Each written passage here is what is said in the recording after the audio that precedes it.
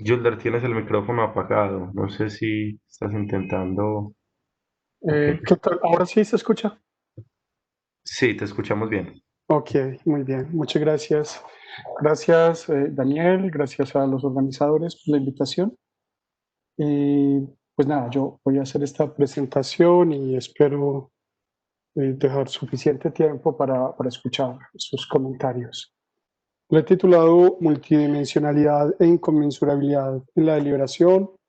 Eh, Parece, pues son dos asuntos, pero se debe a que voy a considerar dos cuestiones. La primera de las cuestiones es si, dada la multidimensionalidad de la deliberación, las conclusiones de un argumento deliberativo pueden ser válidas. La segunda es si podemos decidir razonablemente cuando los valores más altos son inconmensurables y se tornan incompatibles. Yo voy a dedicar un apartado a cada una de estas cuestiones. El primero, entonces, trata de la multidimensionalidad y la validez de la deliberación. Aquí por deliberación entiendo la argumentación práctica orientada a la resolución de problemas prácticos a partir de valores, reglas, fines, conjeturas acerca de consecuencias negativas y positivas de las acciones, acerca de la relación entre medios fines. Por argumentos válidos entiendo argumentos con cuyas conclusiones se compromete quien acepte las premisas del argumento a la información disponible. Y entiendo que hay multidimensionalidad entre argumentos cuando las premisas a favor y en contra de una conclusión se inscriben en distintas dimensiones, digamos, de la vida social, que no se subordinan entre sí. Por ejemplo, una se inscribe en el ámbito de la salud y otra en el ámbito de la justicia. Hay multidimensionalidad entonces cuando los argumentos a favor se inscriben o toman sus premisas de una dimensión y los en contra de otra dimensión. A propósito de esta cuestión, hay una postura negativa, hay varias posturas negativas, la más representativa me parece a mí que es la de Christian Koch. Él ha sostenido que las conclusiones de los argumentos en la deliberación no son válidas porque los argumentos a favor y los argumentos en contra de las propuestas son multidimensionales. Con la negación de que sean válidas, lo que sugiere Christian Koch es que nosotros no estamos obligados a aceptar la conclusión una vez hayamos aceptado las premisas, porque podemos siempre afirmar premisas distintas que llevarían a conclusiones distintas. Si estamos discutiendo a propósito de sí o no firmar unos acuerdos de una negociación política, alguien podría arguir que sí debemos hacerlo, esa es la conclusión, porque premisa haciéndolo disminuiríamos la violencia política o alcanzaríamos la paz. El interlocutor podría contestar que la premisa es cierta, eso implicaría una disminución de la violencia política, pero podría no aceptar la conclusión, debemos negociar afirmando una premisa distinta de otro ámbito, por ejemplo, perteneciente a la justicia. Podría decir, aunque es cierto que firmar la negociación reduciría la violencia política, yo no creo que debamos firmar, niega la conclusión, sino que creo que no debemos firmarla porque si firmáramos habría impunidad. Una situación como esta es una situación en la que un interlocutor acepta las premisas del otro, pero no su conclusión, y la justificación de su renuencia a aceptar la conclusión es la afirmación de otra premisa. Así que parece que aceptar la premisa en estos casos, a juicio de Koch, no compromete al interlocutor con la aceptación de las conclusiones. Piensa Koch propone que nosotros optamos por un curso de acción, aceptamos la conclusión de un argumento práctico cuando valoramos más sus ventajas que sus desventajas. Conociendo ventajas y desventajas, aceptamos el curso de acción cuando valoramos más las ventajas. Y de manera importante para la discusión, considera él que estas valoraciones son subjetivas. Yo no voy a repasar aquí las respuestas a Koch de, por ejemplo, Paula Olmos, de Fabricio Macaño y Douglas Walton, bueno, de distintos teóricos, porque no tendría tiempo de hacerlos. Quiero referir la propuesta de Koch porque pues, es con quien más claramente estoy en desacuerdo. Estoy en desacuerdo también con el modo en el que otros le han contestado, pero pues estoy de acuerdo en la tesis de ellos, en que sí puede haber validez en un argumento deliberativo. Así que no los voy a referir solo la postura de Koch. Mi tesis será que hay dos tipos de deliberación o de situaciones deliberativas en los cuales se pueden resolver problemas multidimensionales de manera objetiva y llegando a conclusiones válidas. Para hacerlo, para justificar la tesis de que hay dos casos en los que sí se puede concluir con validez, yo quisiera ir desde la argumentación práctica en los procedimientos clínicos a la argumentación práctica en la ética y en la política. Con eso no estoy haciendo nada muy novedoso, es una sugerencia que está en Aristóteles, es una sugerencia que Stephen Toulmin recoge en Regreso a la Razón, es una sugerencia que quiero explotar para justificar esta tesis. La idea es que los argumentos prácticos en los procedimientos clínicos están orientados a la toma de decisiones en circunstancias particulares. La idea aristotélica de que el médico no cura al hombre en general, sino a Calias, a un paciente en particular, que el médico está interesado en lo que es bueno para Calias y no en lo que es bueno en general, porque su paciente es este individuo. Es la idea de que las elecciones que toma, por ejemplo, el conductor de un barco son elecciones particulares, no se trata de qué es lo que en general vale la pena hacer o es razonable hacer, sino qué es lo que en esta situación particular hay que hacer. Y en esos casos los argumentos prácticos, pues, clínicos, digamos, representados por la medicina, pero quizás también por la psicología, son argumentos orientados a la resolución de la toma de decisiones mejor en circunstancias particulares. Estos argumentos prácticos son valorativos. Hay valores en juego, la salud es solamente un valor. En todo caso, también en el ámbito de la psicología hay valores y en otros ámbitos, digamos, estratégicos, como en la conducción del barco o en la toma de decisiones militares, hay valores. Hay cosas buenas, hay cosas malas, hay cosas deseables y sin embargo, en estos casos no parece haber discusión a propósito de que las conclusiones de sus argumentos pueden evaluarse objetivamente y pueden ser válidas, digamos, son discusiones en las que la aceptación de la premisa compromete al interlocutor con la aceptación de la conclusión. Luego, vale la pena preguntarse si esta coexistencia de valoración y objetividad es relevante para todos los tipos de argumentación práctica. Si lo que puede decirse sobre lo bueno en el ámbito clínico se puede mantener para lo bueno en los ámbitos de la ética y de la política. Yo creo que sí, creo que hay dos casos en los que sí, y creo que uno puede determinar esos dos casos haciendo uso de estas preguntas. A, el agente de la deliberación es individual o grupal.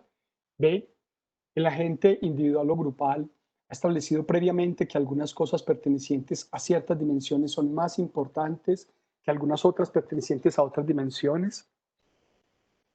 C, es posible revisar los valores que hay en juego en la discusión, en la argumentación. D, suponiendo que la gente sea grupal, cuando la gente es grupal, los efectos de la decisión sobre los miembros o subgrupos son semejantes. Yo creo que las respuestas a estas preguntas pueden ayudarnos a delimitar dos casos en los que las conclusiones de los argumentos son válidas. Primero, a propósito del caso individual, eh, bueno, creo que hay que notar que el problema solo se presenta si el individuo previamente no le ha dado más peso a una de las dos dimensiones. Por ejemplo, a un individuo se le puede presentar la dificultad en un caso en el que él valora la comodidad y valora el medio ambiente.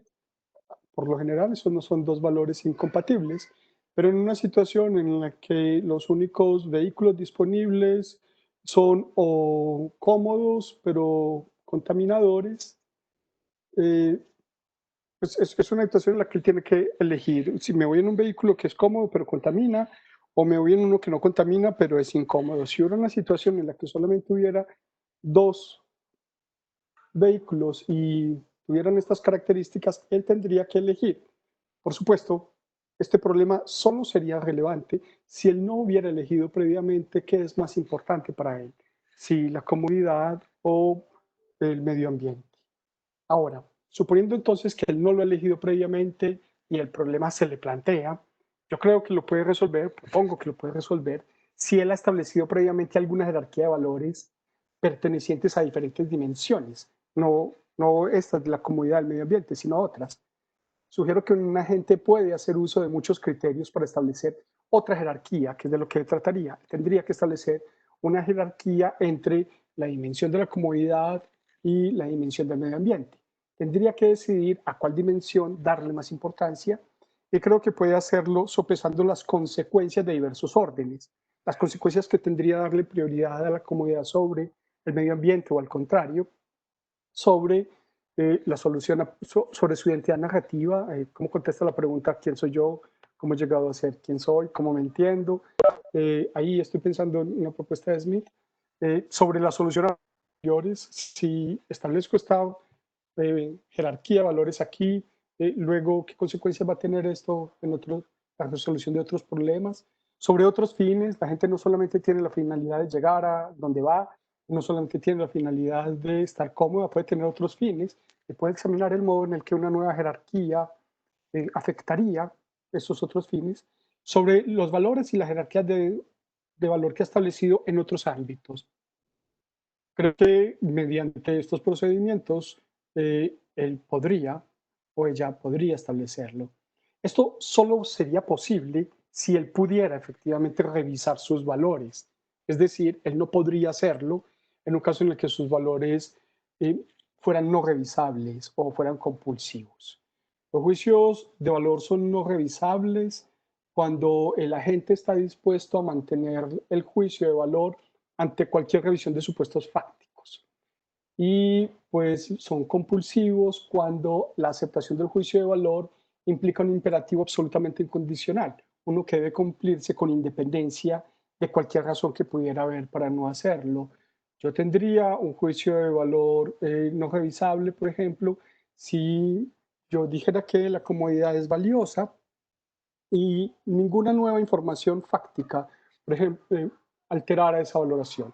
Si después de descubrir que la comodidad genera demencia, si después de descubrir que la comodidad eh, daña las relaciones sociales, si después, sin ninguna revisión de los presupuestos fácticos afectara mi juicio de valor, entonces sería no revisable. Y sería compulsivo, digamos, si cuando digo que la comodidad es un valor para mí. Lo que quiero decir es que eh, en cualquier sentido, con independencia de cualquier razón que hubiera para abstenerme, yo buscaría estar cómodo. Ahora, estos casos me parecen a mí por lo menos excepcionales. Creo que la mayor parte de la gente está dispuesta a revisar sus valores cuando revisa la información fáctica y que es difícil para cada uno de nosotros dar ejemplos de un juicio de valor compulsivo. No sé qué juicio de valor sería ese y sobre todo, esto es una propuesta que toma Putnam de Sen, es difícil confiar en la imaginación. Una persona podría decir que no imagina ninguna situación en la que no haría algo, pero pues con frecuencia la vida y la historia muestra que eso era simplemente falta de imaginación. Frecuentemente la gente cambia de opinión a propósito de sus juicios de valor. Pasando al caso grupal, hay que considerar que hay una diferencia importante, y es que los agentes grupales tienen subgrupos. No es igual con los agentes individuales. Y esto es importante porque no todos los fines y las reglas de los subgrupos son fines y reglas de los grupos. Así que en una situación en la que hay que establecer una nueva jerarquía de valores, puede ocurrir que una nueva jerarquía de valores afecte favorablemente los fines de un subgrupo y negativamente los de otro subgrupo, o al contrario. Y en ese caso, priorizar unos fines o unos valores equivale a priorizar un subgrupo sobre otro. Es una situación en la que, bueno, sería difícil que la deliberación se desarrollara. Ahí quizás la negociación sería una mejor estrategia argumentativa, pero cuando eso pase, pues no va a ocurrir. Sin embargo, si eso no pasa, pues de nuevo el problema solo se presenta si ellos no han establecido previamente la jerarquía y creo que la pueden establecer apelando a las consecuencias que la decisión de establecer una nueva jerarquía tendría sobre los miembros de los subgrupos siempre que las consecuencias sean semejantes a propósito de los fines de los subgrupos, de las reglas que previamente han establecido, de las capacidades de los subgrupos y de las identidades narrativas. Eso en cuanto a lo primero.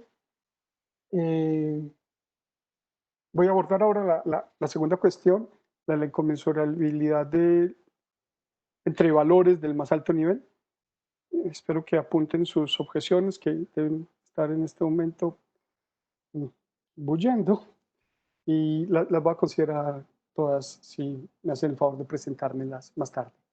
Entonces, lo segundo sería esto, inconmensurabilidad de valores del más alto nivel. Eh, Terminológicamente, aclarar que, pues, aquí se supone que dos valores son incompatibles en una situación dada, cuando no se puede realizar a la vez. Los valores no tienen relaciones de contradicción entre ellos o habitualmente los grupos no tienen una serie de valores que tengan relaciones de contradicción entre ellos. Más bien ocurre que en una situación determinada dos valores se tornan incompatibles. El ejemplo que ofrece Perelman, que a mí me parece muy bien elaborado, es el de un niño al que el papá le ha dicho, di siempre la verdad, y le ha dicho, hazme caso siempre a lo que yo te diga.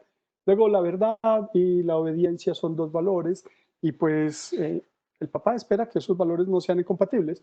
Un día suena el teléfono, el niño coge el auricular y el papá le dice al niño, di que no estoy. En esta situación, dos valores que no eran incompatibles se tornan incompatibles. Si dice que no está, pues miente y hace caso, pero no, realmente no tiene salida. Yo puedo decir, él no está y mentí, o digo, él está y desobedecí. En este caso, parece que debo incumplir alguno de los dos valores, pero eran dos valores superlativos. Me habían dicho, estos son dos de los valores más importantes. Tú nunca debes faltar a ninguno de los dos, di siempre la verdad y hazme caso siempre a mí. Es importante señalar que no son contradictorios, sino incompatibles, y que son incompatibles no en general, sino a la luz de una situación puntual. Es en una situación puntual en que dos valores pueden tornarse incompatibles. Por inconmensurabilidad entiendo aquí una relación en la que hay dos valores que tienen eh, un cierto estatus y que son valores respecto a los cuales no hay un tercer valor que sirva para conmensurarlos. Los valores son inconmensurables cuando no hay un tercer valor en términos del cual establecer una jerarquía entre ellos. Esta nota es importante porque el tipo de problemas que aquí me interesa tratar parece propio de comunidades pluralistas. Una comunidad en la que haya un valor superlativo es una comunidad en la que no habrá valores inconmensurables porque hay uno solo que sea superlativo. Una comunidad habiendo muchos valores de aproximadamente el mismo estatus, haya una institución más importante que todas las demás, es una en la que esto no va a ocurrir porque esa institución en términos de sus valores lo va a resolver todo. Si, por ejemplo, la religión fuera la institución más importante entre nosotros, pues en última instancia podríamos pedirles a los sacerdotes que cuando tenemos que elegir entre la paz y la justicia nos digan pues qué hacer y, y bueno, eh, no serían inconmensurables porque ellos se podrían preguntar si es un pecado o si es mayor pecado, no sé qué preguntas se harían ellos, pero pues institución que tiene unos valores más o menos homogéneos, así que no tendrían presuntamente esta dificultad.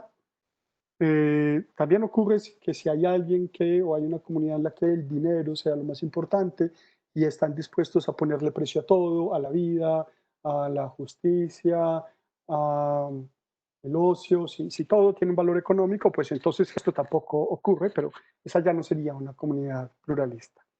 Luego, pues dos valores son inconmensurables cuando no hay un tercer valor en términos del cual establecer una jerarquía entre ellos. Y dos valores pertenecen al más alto nivel cuando ninguno de ellos se subordina a otro y los demás se subordinan a ellos o a otro del más alto nivel. Podemos pensar en los 6 valores que se nombran en la tercera línea del parágrafo de la Constitución Política de Colombia. Los colombianos, en nuestro preámbulo de la Constitución Política, pues declaramos 6 valores y no decimos que ninguno de ellos sea más importante que los demás, y se entiende que todo lo que sigue en la Constitución se subordina al preámbulo y que todos los demás códigos se subordinan a la Constitución. Luego, se supone que esta es una comunidad pluralista en la que hay 6 valores del más alto nivel. Ahora, ¿cuál es el problema que se presenta o cuándo se presenta? Se presenta cuando los argumentadores apelan a distintos valores del más alto nivel en su comunidad y en la situación los valores son incompatibles entre sí, son inconmensurables y se utilizan para elaborar argumentos conductivos, o sea, argumentos en los que unos valores están utilizados a favor de una propuesta y el otro está utilizado en contra de una propuesta. Podrían pensar, si quieren, en una situación en la que tenemos que decidir sí o no firmar unos acuerdos entre las FARC y el gobierno y la paz, que es un valor del más alto nivel, y la justicia, que es un valor del más alto nivel, parece que devían incompatibles y como en la constitución política no se señala que haya uno más alto que esos dos, entonces son inconmensurables y pues quienes dicen que firmemos los acuerdos apelan a la paz y quienes dicen que no lo hagan apelan a la justicia señalando que habría impunidad. Ahora, yo considero que, propongo que el problema puede ser resuelto si se puede justificar una nueva jerarquía. Propongo que no puede ser resuelto sin subordinar un valor al otro y que la nueva jerarquía se puede establecer razonablemente si y solo si se puede ofrecer un argumento razonable a favor de esa nueva jerarquía. Sin embargo, hay dos dificultades. Primera, parece que establecer una nueva jerarquía no es coherente con el supuesto pluralista, de acuerdo con el cual hay varios valores del más alto nivel. Parece que cuando digo que esto se resuelve estableciendo una nueva jerarquía, no esta discusión que estoy utilizando como ejemplo, sino este tipo de problemas. Parece que cuando digo que se resuelven estableciendo una nueva jerarquía, estoy yendo contra el supuesto de que la comunidad es pluralista. Y dos, pues hay gente que tiene dudas acerca de si, dado el carácter contingente de los valores, es posible argumentar razonablemente a propósito de ellos. Voy a empezar por lo segundo, retomando algo que ya dije de Putnam, y es que los valores tienen presupuestos fácticos. Eh, Cuando alguien valora algo, por lo general, lo hace porque tiene ciertas creencias acerca de cómo es el mundo y la revisión de los presupuestos fácticos afectan los juicios de valor. Este ejemplo de William Connolly a mí me parece ilustrativo. A su juicio, la gente que valora la democracia probablemente, perdón, me faltó una letra ahí, probablemente cambiaría este valor, el juicio de valor, la democracia es buena o deseable, si se convenciera de que en las actuales circunstancias las discusiones democráticas conducen a la división de los partidos políticos en bandas bélicas carentes de compromiso. Si alguien aceptara esto, probablemente ya no diría que la democracia es buena. Si alguien aceptara que, como decía, la comodidad es nociva para la salud mental, pues quizás ya no la valoraría. Si alguien, en fin, es fácil encontrar ejemplos en los que la revisión de un presupuesto fáctico afecta el juicio de valor. Por lo tanto, es posible argumentar acerca de valores, no solamente apelando a la coherencia con otros valores que el interlocutor ha aceptado, sino apelando a los hechos, apelando a los presupuestos fácticos. Así pues que la segunda dificultad, la de que no es claro si es posible argumentar razonablemente a propósito de valores, no me parece pues aceptable, no creo que haya ninguna dificultad. Eh, y el problema del presupuesto pluralista es distinto, en cambio. Creo, sin embargo, que se puede mantener apelando a las condiciones de posibilidad de la realización de los valores. Los valores se entienden aquí como criterios para guiar acciones, decir que algo es valioso, es decir, que uno debería tenerlo en cuenta a la hora de realizar una acción.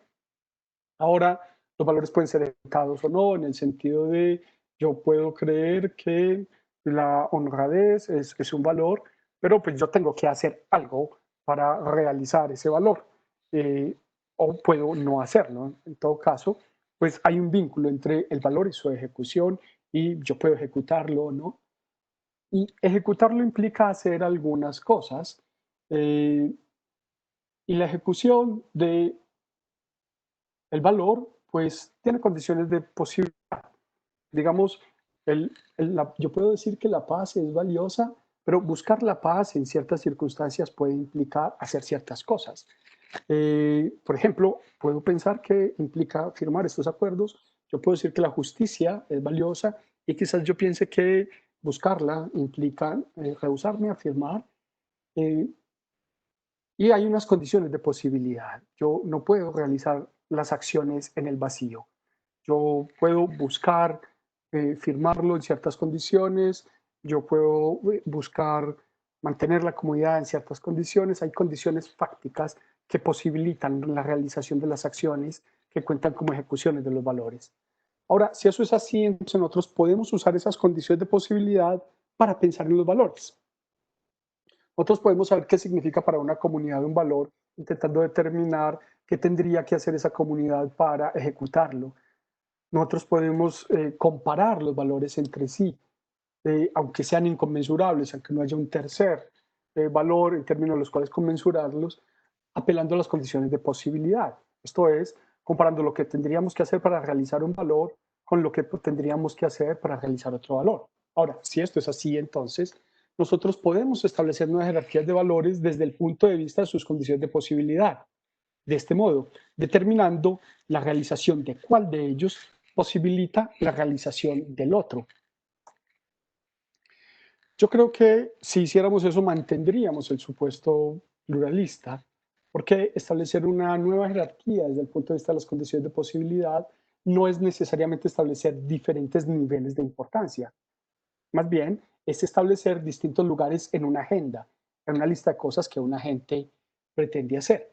Así, un valor J y un valor P pueden tener el mismo nivel de importancia y, sin embargo, en una situación dada, la realización de J puede ser una condición para la realización de P y no al contrario. Si esto fuera así, entonces nosotros podríamos darle un lugar anterior a J en la agenda y un lugar posterior a P sin haber alterado el orden de importancia y satisfacerlos ambos. Habría, por supuesto, que elaborar criterios para determinar qué va primero en la agenda y qué va después. Yo en esta propuesta no estoy ofreciendo una lista de criterios. Yo no creo que haya una sola lista posible, creo que puede haber varias y quizás podamos discutir acerca de ellas, pero creo que hay criterios. Y para tomar un lugar clásico, creo que podríamos usar, por ejemplo, algunos de los criterios que propone Aristóteles en la retórica. Yo quiero citar estos cuatro. Ha de ir primero en la agenda el antecedente, cuando una cosa se sigue de otra, pero no está de aquella, puesto que el uso del consecuente está contenido en el otro término. Ha de ir primero en la agenda aquello cuyo contrario es mayor o cuya privación es también mayor. También las cosas que duran más que las que duran menos, y ha de ir primero lo posible que lo imposible. Si esto fuera así, para establecer la agenda podríamos intentar, uno, establecer la realización de cuál valor posibilita la realización del otro. Dos, establecer la realización de cuál valor compromete la realización del otro. Tres, establecer la realización de cuál valor posibilita el mantenimiento del otro. Cuatro, establecer cuál es realizable inmediatamente y cuál no. Hay una nota acá que puede ser importante para comprender el tipo de movimiento argumentativo que estoy haciendo. Yo no estoy negando la inconmensurabilidad axiológica. Lo que ocurre es que creo que la inconmensurabilidad axiológica no implica ninguna inconmensurabilidad performativa. Creo que incluso si diferentes valores pertenecen a diferentes dimensiones, todos ellos son ejecutados por acciones y no creo que haya distintas dimensiones de acciones. Hay una sola dimensión de las acciones. Así que los valores se pueden conmensurar desde el punto de vista de su realización. Son inconmensurables axiológicamente, pero performativamente pueden conmensurarse, por ejemplo, en una agenda. Bueno, no es un ejemplo, pueden conmensurarse en una agenda. Uno puede determinar qué acciones debo realizar para satisfacer un valor, qué acciones debo realizar para satisfacer otro, y puedo hacer un plan de acción en el que estas se articulen coherentemente de tal manera que consigan ambas en el mejor de los escenarios posibles.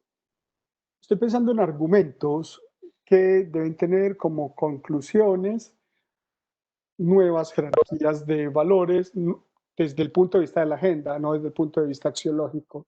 Quiero ofrecer dos ejemplos de cómo creo que lucirían esos argumentos que tendrían, si uno acepta las premisas, que tendrían conclusiones válidas.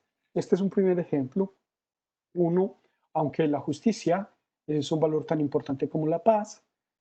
Dos, dado que en las actuales circunstancias son incompatibles y dado que algo hay que hacer. Tres, considerando que deberíamos subordinar en la agenda lo que es segundo a lo que es primero.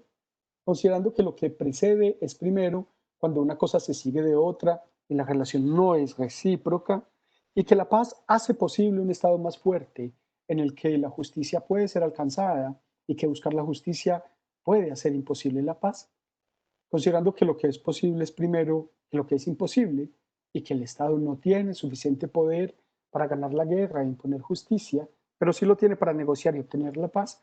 En conclusión, deberíamos subordinar la justicia a la paz. Esto es un ejemplo de cómo creo que podría lucir un argumento que apelara a las condiciones de posibilidad. Un segundo ejemplo sería, uno, aunque la paz es un valor tan importante como lo es la justicia, dado que las actuales circunstancias son incompatibles y dado que algo hay que hacer.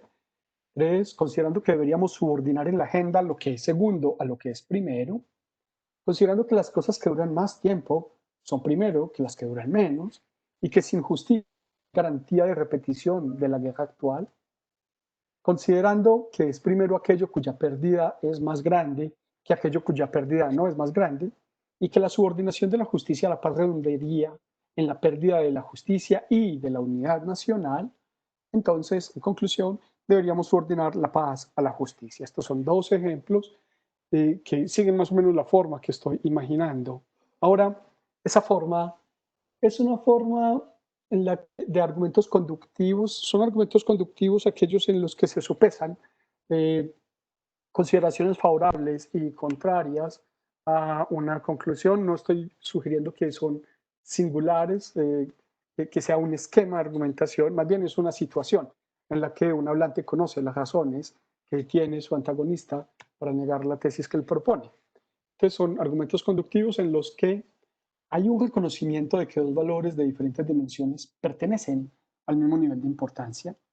Hay una percepción de que los valores se han tornado incompatibles en una situación dada y hay una consideración de criterios para establecer jerarquías desde el punto de vista de las condiciones de posibilidad y de características de la situación en la que los valores han de ser realizados.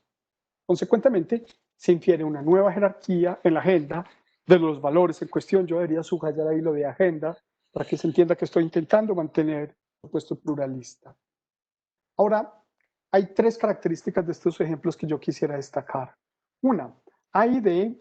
A es el reconocimiento de que los valores se han tornado, de que los valores tienen el mismo nivel de importancia, y D es la nueva jerarquía. Uno es que A y D se pueden aceptar a la vez.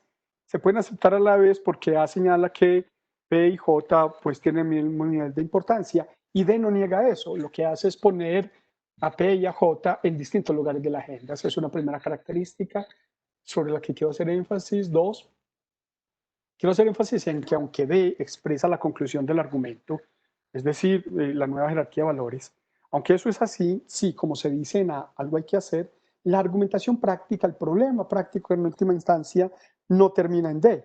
En D se expresa una premisa de balance que es necesaria para que otras premisas de otros argumentos sean suficientes hasta que se tome la decisión.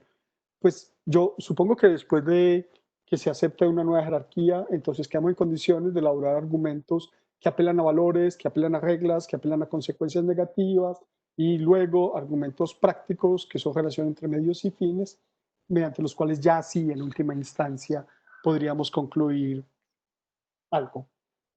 Yo creo que esta propuesta es compatible con otras propuestas, con la de Garsen, con la de Año de Walton, eh, con la de Fairclough. Pues creo que este tipo de conclusión que se expresa en D puede articularse como premisa en otras maneras de comprender la argumentación práctica.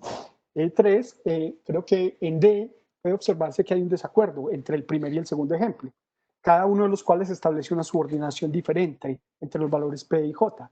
Sin embargo, creo que ese desacuerdo se puede desarrollar argumentativamente, apelando a otros tipos de argumentos, y sobre todo creo que a partir de este punto ya no tendremos el problema de la inconmensurabilidad, que era en última instancia el que en esta segunda parte yo quería, pues, ver si podía comprender mejor.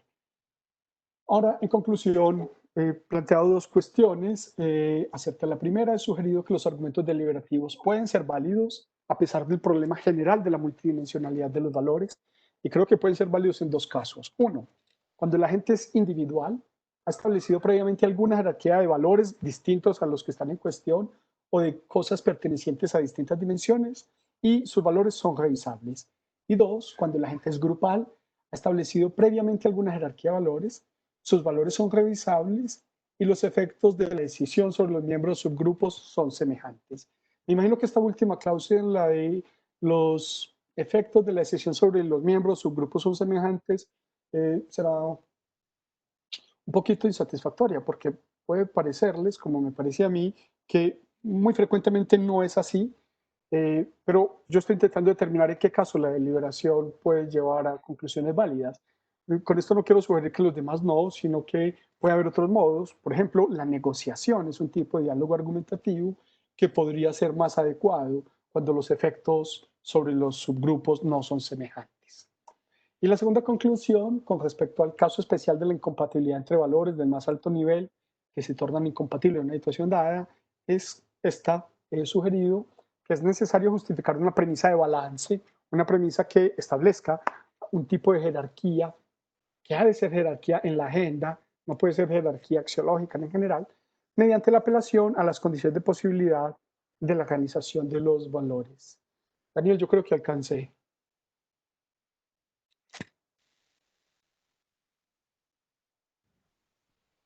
Eso significa que ya terminó Julder. Sí, sí. Bueno, ¿Ahora eh, qué hago? ¿Dejo de no, compartir? si quiere dejar compartir para que estemos en la discusión, sí. Ok. Ok, muy bien. Muchas gracias a Julder por su presentación. Un poquito acelerada.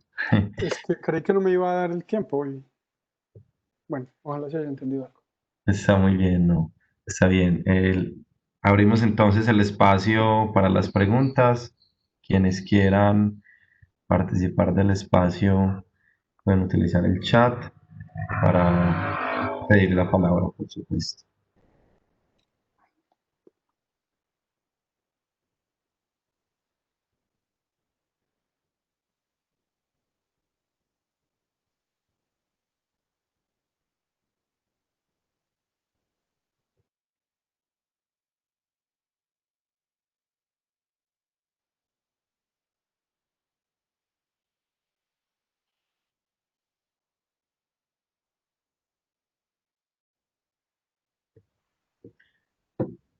Muy bien. Bueno, Juan va a formular una pregunta por el chat. Si Yulder está atento al chat, que Juan va a formular una pregunta Ok. en unos 5 minutos. ¿Alguien más quisiera participar en la discusión? Puede hacerlo mediante el chat.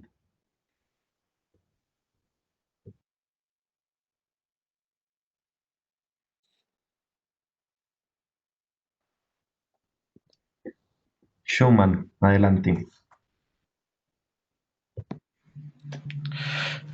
Bueno, no sé si ya me están viendo, ya me están No, escuchando. sí, te escucho, Schumann. ¿Qué tal? No te ¿Qué veo. tal? ¿Qué tal? Un saludo y bueno, un saludo para todos. Yulter, muchas gracias. Yo tengo como dos inquietudes. Una primera inquietud tiene que ver con eh, predicar o cuando en la presentación aparece la noción de validez y cuando viene la discusión sobre los valores. Me corriges, ¿no? Y la pregunta va dirigida un poco hacia allá justamente. Siento que hay dos dimensiones diferentes. Una cosa es eh, el tipo de valoración que damos sobre los argumentos que contienen información valorativa y otra cosa es el tipo de discusiones o de controversias que se generan sobre valoraciones. Yo siento que la inconmensurabilidad parece ser que refiere mucho más al segundo aspecto y no tanto al primero. Y segundo, que cuando valoramos un argumento, podemos discutir cómo valoramos ese argumento que está metido, ¿no? Por ejemplo, en situaciones como las de tomar una decisión. Entonces, por ejemplo, allí pareciera que aparecen cierto tipo de eh, elementos que se vuelven importantes a la hora de trabajar con cierto tipo de argumentos. Por ejemplo, la noción de relevancia o la noción de pertinencia. Entonces, no sé un poco cómo manejas, ¿sí? O cómo es que se establece esa relación entre un argumento y la valoración que ese argumento recibe y las discusiones que se generan sobre valoraciones.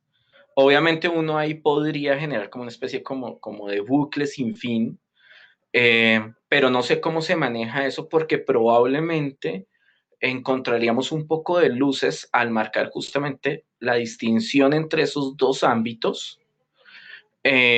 Y en ese sentido, por ejemplo, tendríamos dos preguntas. Una primera pregunta es, ¿qué valores atribuimos a los argumentos que están asociados, por ejemplo, con la ética? Y otro sería qué discutimos sobre ética y si, por ejemplo, la discusión es sobre lo bueno y lo consideramos como el mayor valor que se debe discutir o sobre el cual debemos presentar argumentos. Entonces, me gustaría escucharte un poquito para eso. Espero, ¿no?, que haber sido lo suficientemente claro. Sí, Shoman, gracias. Sí, ¿me escuchas bien? Ok. Sí. Bueno, sí, pues uno puede hablar de la validez de los valores, digamos, y también de la validez de los argumentos y pues frecuentemente uno puede estar hablando de cosas distintas cuando habla de esto. Pero en un argumento práctico deliberativo, hablar de la validez de los valores te puede conducir, creo que nos conduce con frecuencia a hablar de la validez de los argumentos. ¿Por qué? Hay muchos argumentos prácticos empleados en la deliberación que proceden a partir de valores. Por ejemplo, en su momento alguien pudo decir cosas como la Constitución Política de Colombia eh, declara la paz como un valor superlativo. Yo soy el presidente de la República de Colombia y tengo la obligación de satisfacer, ejecutar ese valor cuando sea posible. En las circunstancias actuales tengo la oportunidad de hacerlo, así que debo hacerlo. ¿Sí? Esto es un argumento en el que uno puede distinguir, bueno, hay distintas propuestas, ¿cierto? Fairclough propone que los argumentos prácticos distingamos entre premisa axiológica, en la que se declara valores, teleológica, que declara fines, circunstancial, que describe las situaciones, conjetural, que describe las acciones que deberíamos realizar para la consecución de esos fines en coherencia con los valores. En cambio, Macaño Walton pues, propone una aproximación modular en la que reconocen 8 esquemas distintos que se articulan entre sí. Garcen hace otra propuesta, pero una constante es esta. Todas las propuestas que yo conozco reconocen que hay un momento en el que hay que aceptar una premisa en la que se declara un valor. Para evaluar esa premisa, una pregunta que suele sugerirse, por ejemplo, Walton la sugiere, también Fairclough, es, uno puede hacerle la pregunta crítica al argumentador de si, uno, ese valor es realmente nuestro, vamos a suponer que sí en el caso del ejemplo que estoy dando con la paz, pero dos, puede preguntar esto, si no hay también otros valores de la misma importancia que se verían perjudicados si nosotros aceptáramos la propuesta.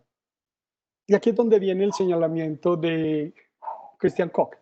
Lo que dice Christian Koch es, en una comunidad pluralista, la mayoría de las veces la respuesta a esta pregunta va a ser sí, sí hay otro valor. Que se vería perjudicado si nosotros aceptáramos esta propuesta. La idea de Koch es, bueno, yo le estoy diciendo a usted, sí, usted tiene razón, ese es un valor nuestro, sí, usted tiene razón, si usted realizara esa acción, pues, digamos, ejecutaríamos el valor, pero, y a continuación lo que viene en Schuman no es una negación de nada de lo que usted ha dicho, sino una adición, y es hay también otro valor. que es tan importante como este y que es inconmensurable en el sentido de que no tenemos un tercero que sirva de común denominador. Ahora, la idea de Koch es que lo que sigue es ver cuál de los valores es para cada uno y subjetivamente más importante. Lo que yo estoy sugiriendo es que no es necesariamente así, que nosotros podemos establecer jerarquías en la agenda entre los valores que tienen el mismo nivel de importancia. Hablabas de la relevancia, creo que no sé si lo estás usando como lo usamos cuando decimos que la relevancia, la suficiencia y la aceptabilidad son criterios útiles para la evaluación de argumentos. ¿Estás pensando en eso? Sí, y no solamente puesto, digamos, en esa escala de valores, sino ciertamente como un criterio para valorar argumentos en Ujú, particular, porque, por ejemplo, cuando hablamos de argumentos prácticos y sobre todo por ese tránsito como el paso de los casos clínicos al campo de la ética, por ejemplo, parece ser natural utilizar las consecuencias negativas como un criterio relevante para dar valor o atribuir valor al argumento. Entonces, un poco lo que yo estoy pensando es, parece ser que la estrategia que buscamos en los argumentos de deliberativos o de razonamiento práctico es mostrar o introducir un criterio que muestra que mi argumento es más importante, ¿sí? Y entonces lo que tratamos es utilizar estrategias de adecuación, de relevancia, de pertinencia, y que cuando logramos eso, entonces justamente ya viene o se desencadena todo lo demás, ¿sí? ujú, Eso sí. es un poco pensando en esa línea. Entiendo. Bueno, creo que sería difícil conseguir en una situación como la que estoy suponiendo, en la que hay valores del más alto nivel que se tornan incompatibles. Sería difícil justificar una posición como mi argumento es más importante, porque para ello yo tendría que mostrar que el valor del que estoy partiendo es más importante y en la situación que estoy considerando, pues no hay un valor más importante. En cambio, bueno, otra dificultad es la suficiencia. Me parece que podemos elaborar buenos argumentos, pero no suficientes porque no podemos hacer compatibles los valores que en la situación se tornaron incompatibles. Sin embargo, la vía, digamos, práctica de la elaboración de un plan coherente, creo que es posible y que se puede retomar de los procedimientos clínicos la preocupación del clínico por la situación particular, digamos, que la pregunta no es qué es en general lo que ha de hacerse, sino en esta situación particular. Me imagino yo, que no sé nada de medicina, que pues una de las cosas que intentaría hacer un médico sería, para empezar, evitar que el paciente se muera. Y si luego consiguió evitar que se muera, ver cuál de las enfermedades puede tratar primero eh, y privilegiar la que puede hacer más daño. Eso no significa que a la larga me va a dejar con una de ellas. Si a la larga me puede curar de todas, pues maravilloso, pero en primer lugar va a intentar por lo menos establecer un plan en el que no es que él decida que es más importante poder respirar que poder caminar, sino que si no respira no va a caminar. Entonces, pues vamos a intentar que respire primero y luego vemos cómo hacemos para que camine. Yo sé que la analogía es peligrosa porque un cuerpo no es un, una agremiación, es más bien un organismo, ¿sí? Mientras que una comunidad sí es una agremiación, yo sé que la analogía es peligrosa, así que mi argumento no es analógico. Estoy utilizando la analogía solamente para exponerlo, pero ese no es el argumento. El argumento es que puede hacer un plan en el que yo no tengo que decir este argumento es más relevante o este argumento es suficiente, sino que debo aceptar las situaciones desafortunadas.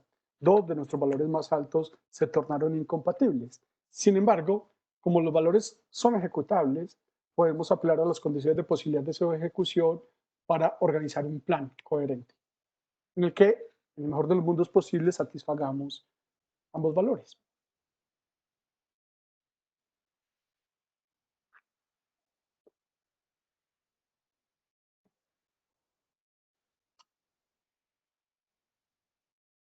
Gracias, Schumann y Julder.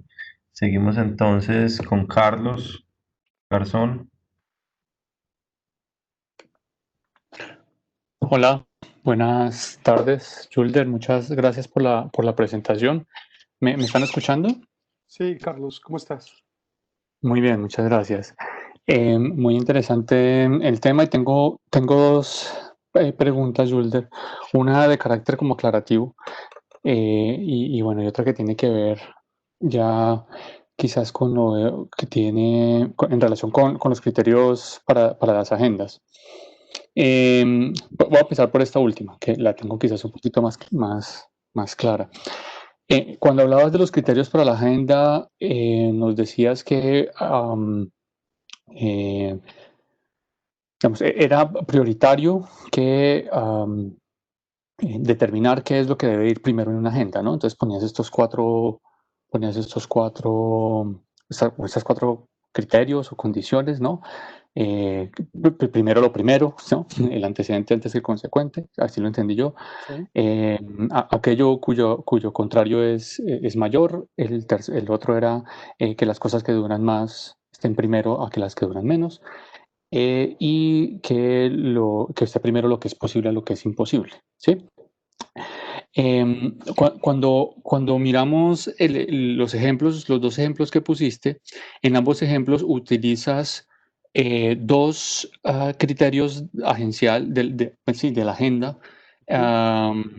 diferentes, ¿no? En el primer ejemplo utilizas el que prioriza o jerarquiza la paz por encima de la justicia, jerarquiza por condiciones de posibilidad, obviamente, como explicaste. Poniendo como condición dos criterios, el de primero lo primero lo que precede y después lo otro, y el otro criterio era que primero hay que hacer lo que es posible a lo que es imposible. Y en el otro pusiste que eran otros dos criterios, déjame revisar rápidamente. O sea, que en el otro, el criterio era, en el otro ejemplo, el ejemplo 2, el criterio era que primero iba lo que duraba más que lo que dura menos, y también que era importante que va primero aquello cuya pérdida es más importante. ¿Sí? Sí. Bueno, estoy reconstruyendo todo esto para ver si lo entendí de manera más o menos Está muy bien, adecuada. está muy bien. Y mi pregunta entonces va ahí, si cuando uno va a analizar la inconmensurabilidad, digamos, entre estos dos ejemplos, quizás no pueda explicar, quizás la razón por la cual uno explica la inconmensurabilidad allí es porque están utilizando dos criterios agenciales o de agendas completamente diferentes, pero a uno le gustaría encontrar un caso fuerte, digamos, de inconmensurabilidad en los que se utilizan los dos mismos criterios, por ejemplo, el de que debe primero lo primero y primero es lo posible a lo imposible, ¿sí? Sí. Que tengan como resultado, con base en esos mismos criterios, una subordinación o una jerarquización de los valores completamente diferente, ¿sí? Ajá. En ese caso es que uno diría como, bueno, aquí se tengo un caso como de inconmensurabilidad tremendo porque están utilizando los mismos criterios, y a pesar de que están utilizando los mismos criterios, pues para uno lo primero es la paz y para el otro es la justicia, y para el otro es al revés, primero la justicia y después la paz, o lo posible es la justicia y lo imposible es la paz, y viceversa, ¿no? Que para el otro es, no, lo posible es la paz y lo imposible es la justicia.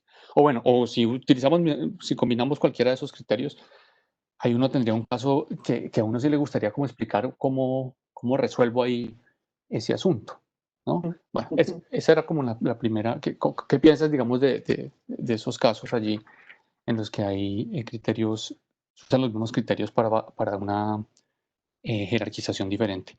Y el otro era simplemente de aclaración con respecto a eh, esto que dijiste en algún momento, que la inconmensurabilidad axiológica no implica inconmensurabilidad performativa o inconmensurabilidad en la acción. Creo que pasaste un poco rápido por eso y no, pues mientras hacía mis apuntes con otras cosas no logré, se me fue rápido, pero me sonó un poco raro que digamos eso de que la inconmensurabilidad axiológica no implica inconmensurabilidad performativa, porque de algún modo hablabas que si los valores pertenecen a diferentes dimensiones, todos ellos son ejecutables en la acción y la acción solo tiene una dimensión. Ujú. Y ahí es donde me perdí un poquito, porque yo había entendido que las dimensiones de los valores pertenecían a diferentes, o sea, lo que definía las dimensiones de los valores eran justamente los diferentes campos de acción en los que esos valores se realizaban, ¿no? Pues como yo que sé, el valor de la justicia para el caso para una acción concreta, digamos, en la restauración de tierras, pero en otra acción concreta en lo que tiene que ver con a quién le pertenece el galeón que encontraron por allá en el Océano Pacífico, ¿no? En el Océano, perdón, Atlántico. Y cosas de ese estilo, ¿cierto? Son como dos dimensiones diferentes, pero son iguales referidas a la acción. Entonces, no me quedó muy claro ahí qué querías decir con que la dimensión performativa era la misma. Sí, sí, Pero, muy bien. gracias. Muy bien. Muchas gracias, Carlos. Muchas gracias. Bueno, las voy a abordar en el orden que las planteaste.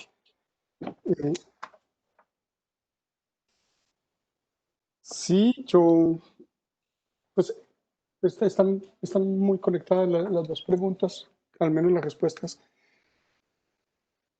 Efectivamente, estoy utilizando unos criterios porque entiendo que no basta señalar que uno debería, y me lo facilitas mucho prendiendo la cámara, porque no basta decir que hay que elaborar una agenda, sino que luego está el problema de, bueno, ¿y qué va primero en la agenda?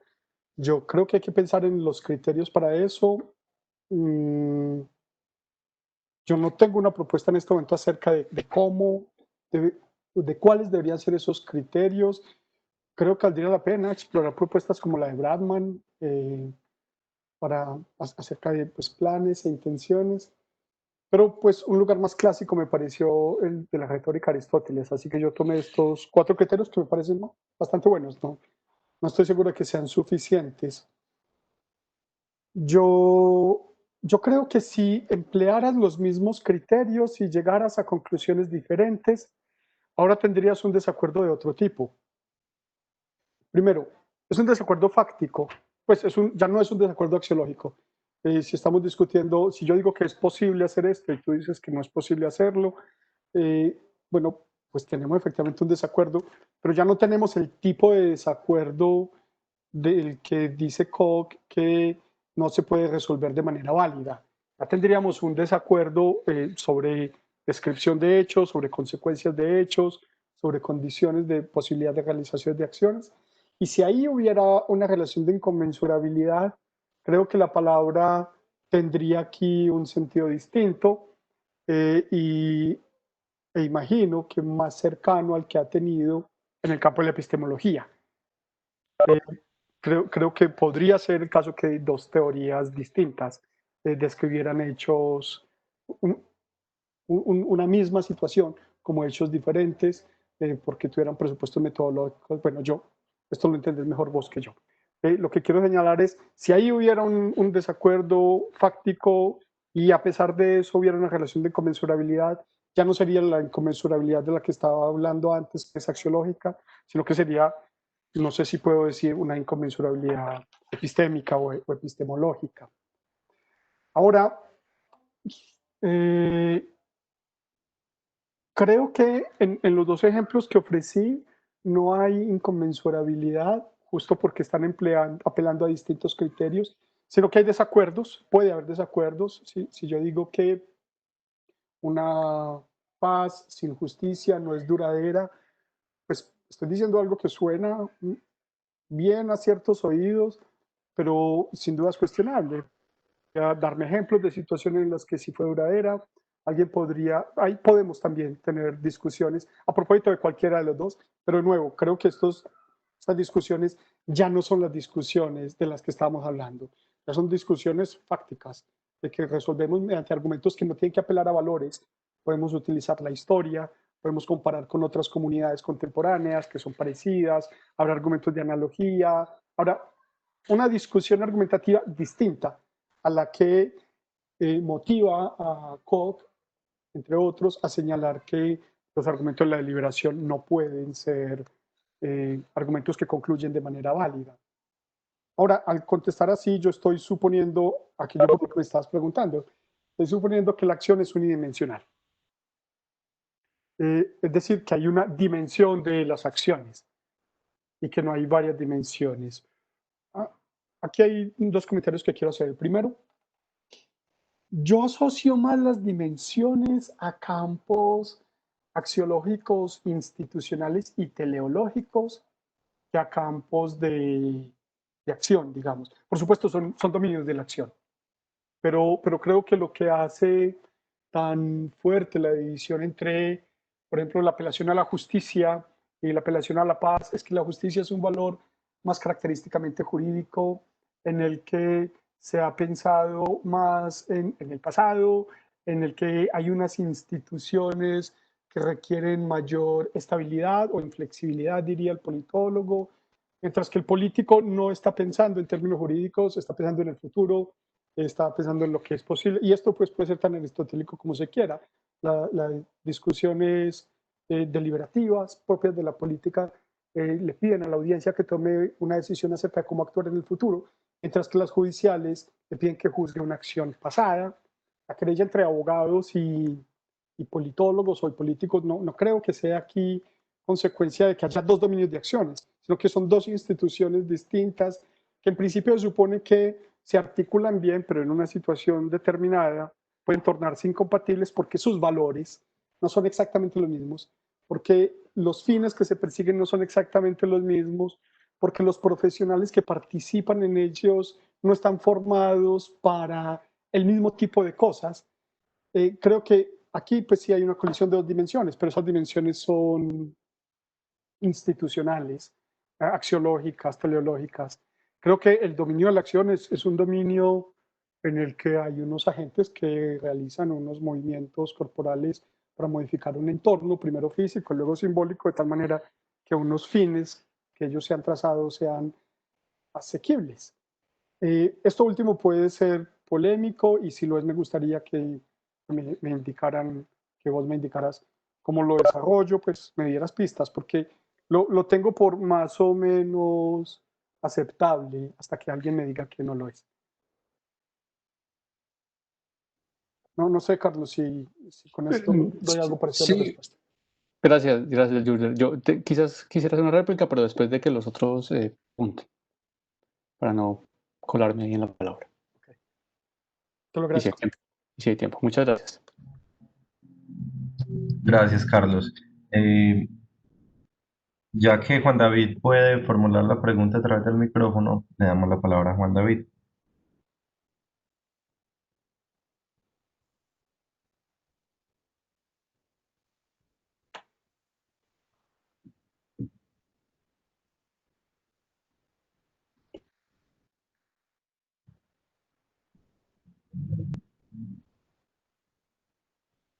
Juan, apareces sin el micrófono muteado, pero pues con el micrófono activado, perdón, pero no te escuchamos. Pues ahí ya lo vemos. Ahí lo vemos en un carro, pero no lo escuchamos. No se te escucha.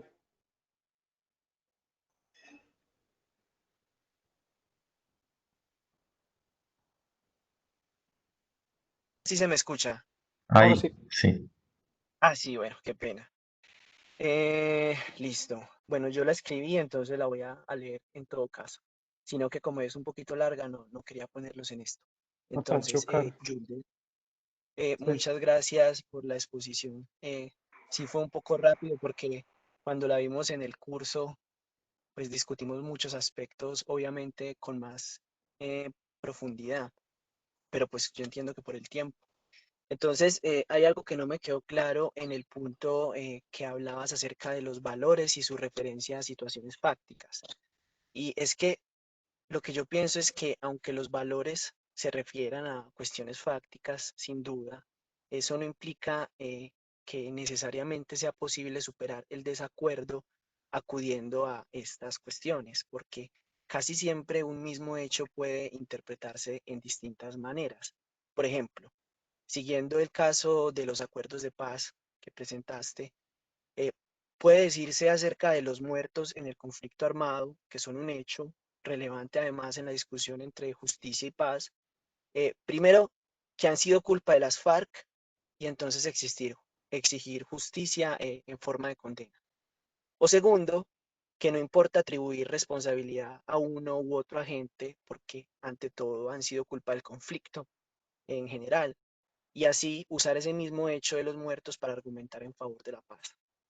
Lo que yo quiero resaltar con este ejemplo que puse es que la discusión por los hechos a menudo deriva en un debate entre las interpretaciones de los hechos, tal y como en este caso que propuse, el debate hipotético derivó hacia la culpabilidad y no, digámoslo así, no se quedó en el campo de los muertos. Entonces, si bien hay casos en donde es posible acudir a los hechos para zanjar un desacuerdo, como le mencionabas ahora, Carlos, cuando le estabas contestando, a mí me cuesta imaginar un caso concreto en que acudir a los hechos fuera suficiente para resolver un desacuerdo en el marco de esta clase de discusiones argumentativas multidimensionales. Entonces, aunque yo sé que no estabas diciendo que fuera suficiente eh, y, y, que simplemente era un paso en una cadena de pasos que proponías, es una cuestión que tengo desde hace tiempo y pues que aprovecho la oportunidad para preguntarte. Gracias, Yulten. No, gracias, Juan David. Gracias a vos. Bueno, dos cosas. Bueno, sobre todo, sí, la situación es bastante más compleja de lo que yo la presento. Yo la presento así para ver si comunico algo. Hay dos comentarios que me gustaría hacer. El primero, efectivamente, hay una relación importante entre la discusión a propósito de cómo categorizar los hechos, la discusión a propósito de qué acción sería razonable realizar. En el ejemplo que estoy ofreciendo, en el que estoy pensando, por supuesto que hay una conexión acerca de la discusión relativa a si en Colombia ha habido o hubo un conflicto armado en lugar de una agresión terrorista, o si hubo una agresión terrorista en lugar de un conflicto armado, una conexión entre esa discusión y la discusión a propósito de si o no deberíamos refrendar unos acuerdos entre el gobierno y las FARC. Es evidente que hay una conexión entre las dos discusiones. De hecho, pues solo hasta que, o mejor, de hecho, el gobierno de Juan Manuel Santos, para poder iniciar un proceso de negociación con las FARC, tuvo que zanjar la primera discusión. Lo que hizo fue que después de 12 años de que en Colombia el gobierno decía que había una agresión terrorista, el gobierno de Juan Manuel Santos declara que hay un conflicto interno. Tiene que declarar que hay un conflicto para que haya una negociación, porque no se puede negociar con un delincuente, se puede negociar con un enemigo político, y para que sea reconocido el estatuto de beligerancia, pues hay que declarar que hay un conflicto. Y es verdad que justamente porque esa discusión fue zanjada, esto es una interpretación mía, es verdad que porque esa discusión fue zanjada, es decir, que los por comunicar las razones que tenía para categorizar la situación de violencia política como conflicto, fueron muy exiguos. La gente amaneció en conflicto. Después de 2 años de agresión terrorista, un día amanecimos en conflicto, como decía Yolanda Reyes en una columna de opinión, porque es así. Muchas personas luego no entendieron la situación y ofrecieron argumentos que en la nueva situación eran impertinentes. Digamos, cuando alguien en la nueva situación en la que ya se ha declarado institucionalmente que hay un conflicto, cuando alguien dice, pero es que ellos tuvieron la culpa, está ofreciendo un argumento que puede ser valorado como irrelevante. Es decir, alguien podría decir, contestar, de hecho se hizo, cosas como, bueno, eso ya no tiene nada que ver.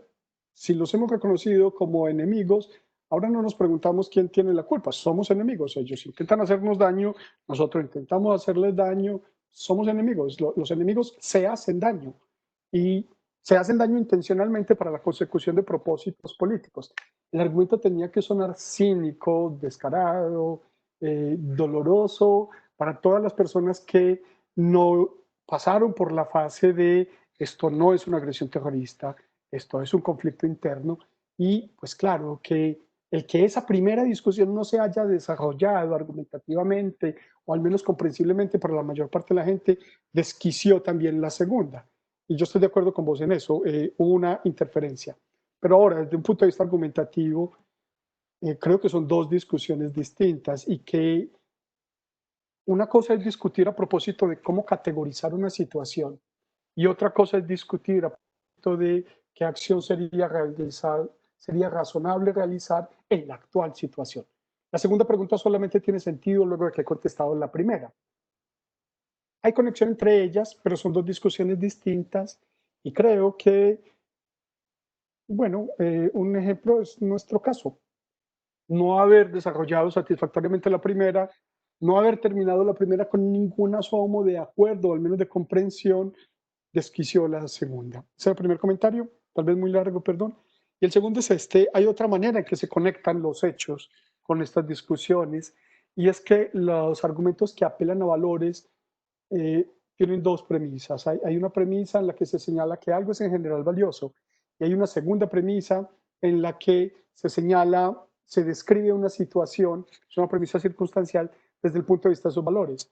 Por ejemplo, Obama decía cosas como la paz y la estabilidad es fundamental. Y luego decía cosas como Assad ha actuado de tal manera que el Medio Oriente se desestabilizó. Por lo tanto, y luego concluía con no debemos apoyar a Assad, mientras que Putin hacía lo contrario, pero porque no clasificaba las acciones de Assad como desestabilizadoras, sino como acciones que propendían por el control del terrorismo. Luego, claro, los hechos importan en los argumentos que apelan a valores, pero no porque afecten directamente a los juicios valorativos, sino que afectan a la premisa menor en la que se describe la circunstancia desde el punto de vista de esos valores.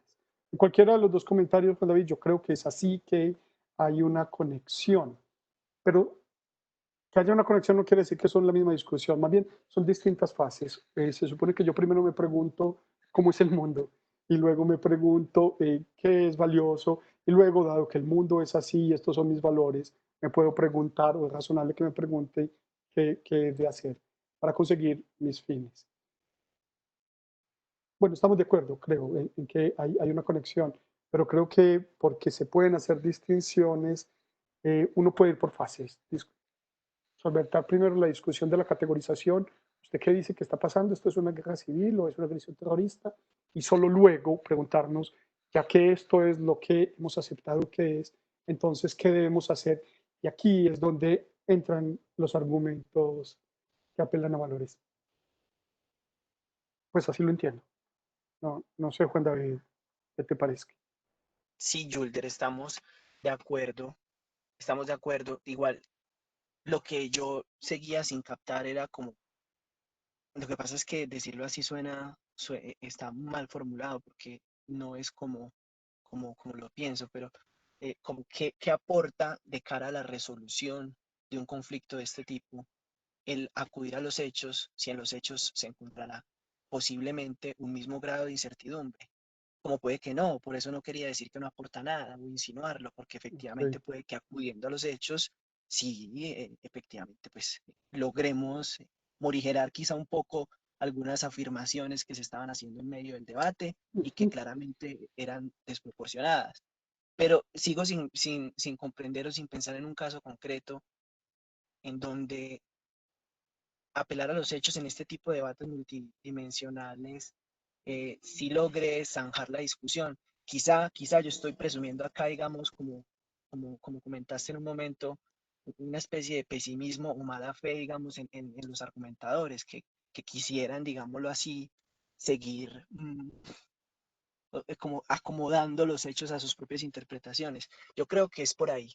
Yo creo que si asumimos que efectivamente las personas están dispuestas como a, a tratar de llegar a un acuerdo y a discutirlo racionalmente, quizá acudir a los hechos y sea una premisa que sea muy conducente pues de cara a resolver un desacuerdo de este tipo.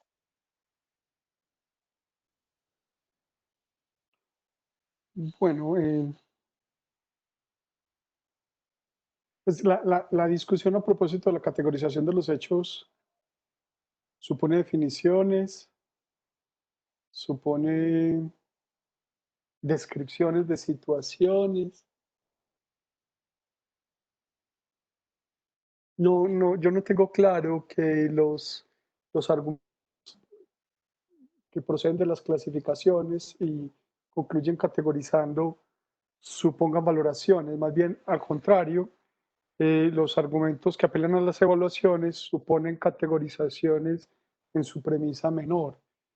En la práctica, lo que estaría en cuestión es que si Koch tiene razón, el sentido de la discusión deliberativa es que los ciudadanos se informen de cuáles son sus posturas y pues cada uno luego se recoja en la intimidad de su hogar o de sus espacios de reflexión y se pregunte, más bien psicológicamente, a mí qué me importa más, y al otro día vaya y vote. Si yo tengo razón, creo que uno puede pensar en la elaboración de una especie de protocolo para la deliberación en la que se sigan fases, cosas como lo que te estás sugiriendo.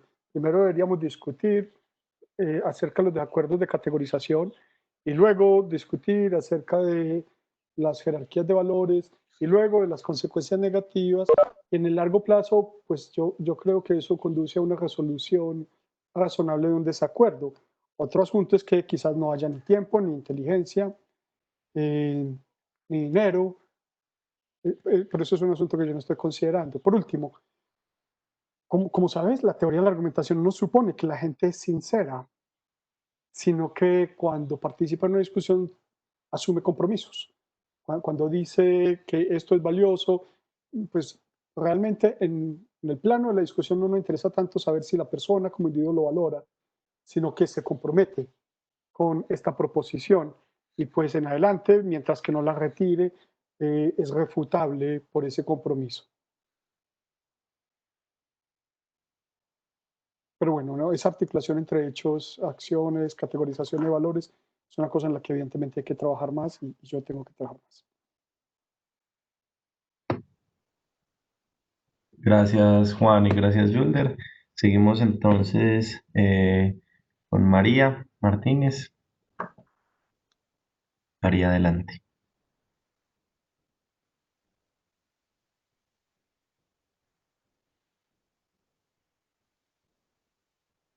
Eh, Tienes el micrófono apagado, María. Listo, ya, ¿verdad? Hola, buenas Ok, tardes. tengo 3 preguntas. Primero que nada, me parece que en general la propuesta responde a la preocupación de los argumentos deliberativos no son válidos. Y entonces lo que estás buscando es una manera de llevarnos a un escenario donde no solamente podamos como llegar a un acuerdo, sino además podamos tener argumentos válidos. Entonces, la primera pregunta es, hay algo que no me queda claro con respecto al resultado, como cuál es el estatus de esta como receta que nos has dado. Nos has dado como una estructura argumental donde nos dices qué cosa hay que poner primero, qué cosa hay que poner después, qué cosas hay que ponderar, cómo es que algunas cosas se van a relacionar con otras, etcétera. Pero no me queda claro si la validez es un concepto lógico. Ni siquiera es un concepto de teoría de la argumentación, es un concepto la lógica entendida como el estudio de los argumentos en el sentido más profundo. Incluso si uno quiere pensar la validez como refleja cosas sobre la relación de consecuencia lógica en el sentido más laxo, qué es lo que se sigue de qué cosa. Entonces, si uno quiere estar dando como estructuras argumentales, no me queda claro qué es esta estructura argumental que nos estás proponiendo. Si es algo así como un patrón inferencial, como una estructura que no importa dónde la instanciemos, nos va a ser eficaz para, por ejemplo, preservar cosas como validez o para identificar validez en un argumento. En argumentos que generalmente uno no podía identificar validez de las premisas de conclusión. Si es solamente una estructura, si es solamente algo que nos permite ver con mayor claridad cómo es que las cosas se relacionan entre ellas. Ahora, eso es en los sentidos lógicos. Uno podría pensar que podría ser algo más fuerte, pero me parece claro que el alcance, digamos, de esta receta que nos das no es no va mucho más allá de cosas como escenarios donde hay argumentos deliberativos. Entonces, uno puede pensar en la argumentación. Y en algo como teoría de la argumentación o lógica informal, bueno, no me queda claro cómo es que la validez va a jugar un papel importante, porque parece que lo que está uno diciendo es, a este argumento sirve para convencer, más que independientemente para transmitir verdad, que es la idea de validez. Entonces, si es algo así, entonces parece que ya el resultado no tiene que ver con validez, sino con convencer al otro. Y eso claramente es compatible con lo que se espera que ocurra, que es que haya conciliación. O uno puede decir, no, es que la motivación de hecho es epistemológica. Y entonces lo que estoy tratando de hacer es ofrecer una receta para aclarar cuáles son las cosas que están en contienda y decir, es que ahora los agentes epistémicos pueden ver qué es lo que tienen que discutir y pueden llegar a algo como un consenso independientemente de que no estén sus compromisos doxásticos con lo que lleguen a acordar. Y eso uno podría incluso regresarlo, si esa fuera la preocupación, uno podría regresarlo al área de la lógica y pensar en la lógica como este estudio de los argumentos sí válidos, los buenos argumentos para describir la racionalidad. Entonces ahí uno tendría algo así como un balance de, bueno, esto nos permite presentarle el escenario más claro a los agentes epistémicos para que preserven racionalidad. Entonces, tal vez no están preservando necesariamente verdad, como la validez nos pediría, pero sí están preservando racionalidad a través de contextos que inicialmente son o confusos, opacos o lo que sea. Entonces, esa es la primera pregunta. No sé cuál es el estatus de esta cosa. La segunda preocupación que tengo es que cuando dices como, creo que es el segundo paso, hay que darse cuenta de qué cosas son las cosas que son importantes o que son más urgentes en algún sentido. Y una vez que ponderamos eso, entonces todos tenemos que estar en algún sentido de acuerdo en que eso es más urgente. Y lo que decías es como consideremos las condiciones de posibilidad. Y cuando le contestabas a Schumer, creo, lo que habías dicho es, imagínate la analogía, que está bien que sea una analogía porque por eso va a tener elementos que no se mantienen en el otro caso. Imagínate la analogía con el caso médico. Entonces el médico pondera las cosas que parecen más urgentes, pero eso en realidad se traduce en análisis de riesgo, no en un análisis de condiciones de posibilidad, porque lo que el médico está diciendo es qué cosa me sale más costoso esperar, cuál es el daño más grave que tengo que evitar. Y el razonamiento que hay detrás de las dos cosas es muy distinto. Entonces, yo pensaría que más que hacer análisis de condiciones de posibilidad y de, no recuerdo, y consecuencias negativas, creo que lo llamas, lo que tienes que hacer es análisis de riesgo en ese paso. Si quisieras literatura al respecto, podrías mandarme un correo y yo podría mandarte literatura sobre análisis de riesgo. La tercera pregunta que tengo es, aún no entiendo cómo es que pasas de un escenario de desacuerdo a tener un desacuerdo que es fáctico, a un desacuerdo axiológico, a un desacuerdo que es fáctico. Porque parece que lo que dices es el secreto está en decir cuando la gente da valores, como estos valores de qué cosa es lo que es más urgente, esos valores están inspirados en cuestiones del mundo real, entonces por eso tienen un carácter fáctico. Y al meterlos en este argumento que es deliberativo, ahora también tiene el componente fáctico. Cuando uno, incluso si no se llega a un consenso, lo que pasó es que ese argumento mutó a ser un argumento donde hay un desacuerdo fáctico que sí se puede en algún sentido diluir o resolver apelando a cosas como hechos, ¿no? Pero es algo muy extraño porque parece que esos elementos fácticos lo que hacen es hacer un argumento más claro. Es decir, son cosas como virtudes o cosas virtuosas que tú le agregas a los argumentos. Pero de un argumento que tiene todas falsedades y le agregas una verdad, eso no lo va a hacer un argumento válido, no lo va a hacer un mejor argumento. Tal vez lo va a hacer un argumento ahora con una verdad.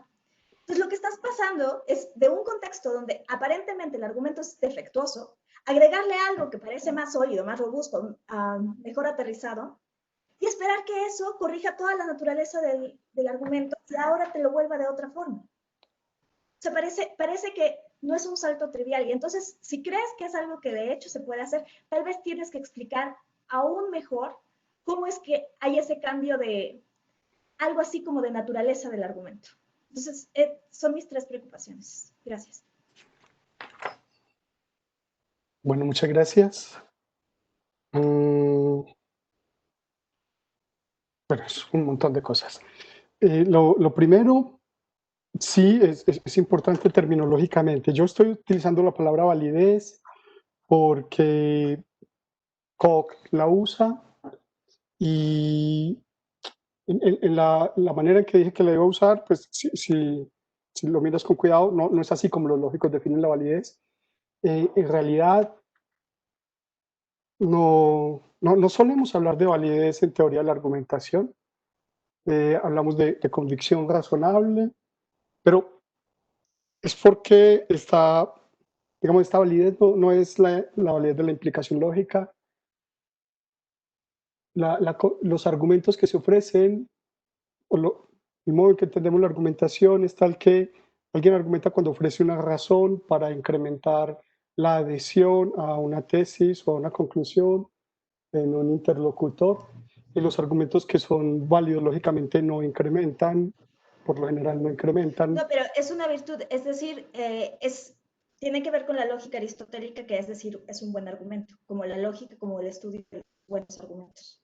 Ok, Aristóteles en los analíticos primeros no usó la palabra argumento, obviamente, pero sí en los analíticos primeros hace una caracterización de algunas cosas que llamaríamos argumentos, que no coincide exactamente con la caracterización que hacen los tópicos, con la que hacen las refutaciones sofísticas y con la que hacen la retórica. La teoría de la argumentación se ocupa hoy fundamentalmente de la argumentación como se entiende en la retórica y en los tópicos.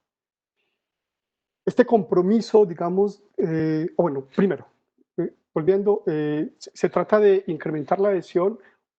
Un argumento lógico puede ser válido, por ejemplo, en casos como si P, entonces P, pero pues eso no sería razonable en una argumentación. Yo razonablemente no podría decirle al juez cosas tales como que yo soy inocente porque soy inocente.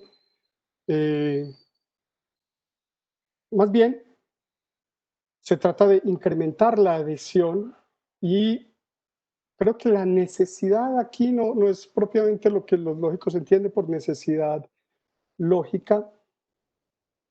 Lo normal es que evaluemos los argumentos en términos de aceptabilidad, es decir, el interlocutor acepta lo que se le ofrece como premisa, de suficiencia y de relevancia, incorporando a la audiencia en la construcción del argumento. Los patrones de argumentación de los que estamos hablando acá son maneras en que la gente argumenta. Yo estoy pensando en la argumentación como un tipo de acción comunicativa que alguien realiza que tiende a la convicción razonable. A propósito de la verdad, es un punto importante que las conclusiones de los argumentos prácticos no son actos de habla representativos, evaluables en términos de verdad o falsedad, sino que son declaraciones, por ejemplo, que no son verdaderas o falsas, son decisiones que no son verdaderas o falsas, sino que se consideran razonables. En algunos casos, nosotros podemos convertir los actos de habla declarativos en actos de habla representativos. Son casos en los que podemos introducir modalizadores según los cuales es razonable que la gente A en el C realice tal o cual acción, pero esos no son todos los casos. Así que bueno, es importante también esto. Yo estoy pensando en argumentos prácticos cuyas conclusiones no son verdaderas o falsas, sino razonables o no. Eso sería una cosa. Lo otro,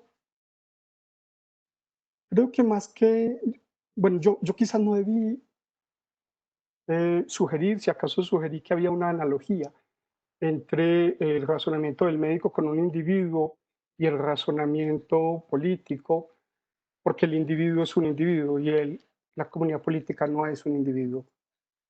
En la comunidad política hay subgrupos que tienen fines distintos. Así que no, yo no intentaba establecer una analogía. Hay rasgos de semejanza. Por ejemplo, que hay males mayores que se pueden evitar, que se puede intentar elaborar un plan, pero lo que a mí me interesa rescatar de los procedimientos clínicos es que en ellos la argumentación práctica se puede evaluar objetivamente, es que en ellos nosotros podemos apelar a hechos para resolver desacuerdos y lo que me preguntaba es si podemos hacer extensivas esas características a la argumentación práctica en el campo político y creo que sí. Ahora, más que riesgo en el campo político, solemos hablar de incertidumbre, porque en realidad son situaciones en las que no sabemos. ¿Cuál es el riesgo de que si firmamos una negociación se genere una impunidad tal que se reitere la situación de guerra? No, en realidad no creo que tengamos cómo hacer un cálculo. Ahí más bien lo que solemos decir es que no sabemos. No conocemos todos los factores, no conocemos todo lo que puede ocurrir. Solemos decir más bien que las decisiones políticas se justifican razonablemente en escenarios de incertidumbre. Y bueno, por último, yo estoy suponiendo que hay una imbricación de hechos y valores en la argumentación práctica. Y estoy suponiendo que los fines de los argumentos que se declaran en los argumentos prácticos son coherentes con los valores y que los valores que se invocan en la discusión práctica son valores a ser realizables, a ser realizados. Por tanto, estoy proponiendo que en los escenarios en los que hay inconmensurabilidad entre las premisas axiológicas o entre los valores, nosotros podríamos elaborar un plan de la satisfacción de los fines coherentes con esos valores, que fuera un plan tal que, aunque le asigna momentos distintos en la agenda al cumplimiento de esos valores, satisfaga por igual los valores, resolviendo así, sin negar que haya inconmensurabilidad axiológica, resolviéndolo en la práctica. Pero bueno, son muchas cosas, así que estas son las que me ocurren decir. Gracias.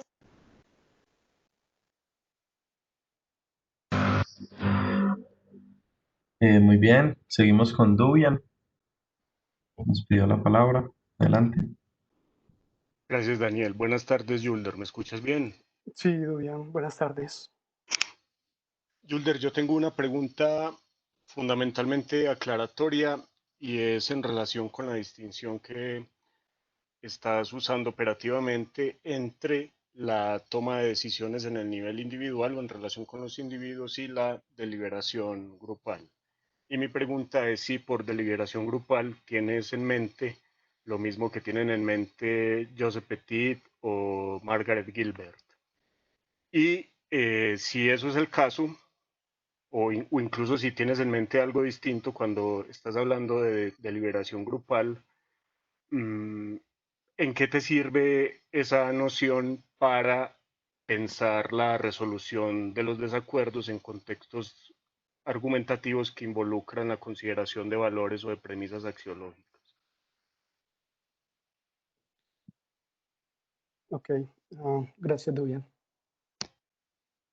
Bueno, pues el concepto de liberación tiene en teoría de la argumentación una historia larga que se remonta por lo menos a la ética Nicómaco, en la que se trata fundamentalmente de la deliberación individual, y la retórica, en la que la deliberación se refiere a las discusiones políticas. En un caso, en el de la ética, se trata de individuos y en la retórica es política, se trata de grupos.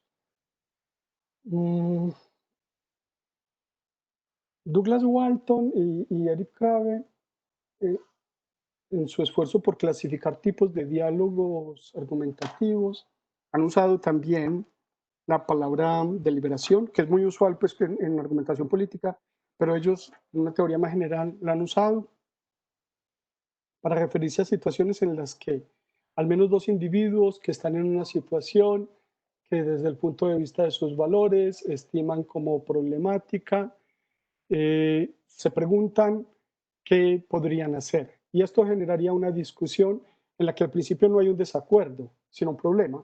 El diálogo deliberativo, la discusión deliberativa, no comienza porque alguien opine una cosa y alguien opine la contraria, sino porque no conocen la respuesta a la pregunta. La respuesta en todo caso ha de ser la descripción de una acción que modifique la situación que estiman como problemática de tal manera que se pueda conseguir una situación distinta que ellos estiman como deseable, como un fin que es coherente con sus valores. Luego puede haber desacuerdos cuando para la resolución de la situación problemática hay al menos dos propuestas y el tipo de desacuerdo ya en medio de la discusión deliberativa que me interesa es el desacuerdo en el que una de las propuestas apela a uno de los valores compartidos por la comunidad y la otra apela a otro valor compartido por la comunidad y esos valores parecen inconmensurables. La deliberación, entonces, yo la estoy entendiendo aquí, uno, como un tipo de diálogo o discusión argumentativa. Dos, en la que un individuo o un grupo de individuos que se interpreta como nosotros, como una comunidad, se enfrenta a una situación que estima como problemática desde el punto de vista de unos valores y entonces se plantea un fin que sería la modificación de la situación problemática en una situación distinta que sea coherente con los valores y discuten a propósito de qué acciones podrían hacer eso, modificar esa situación.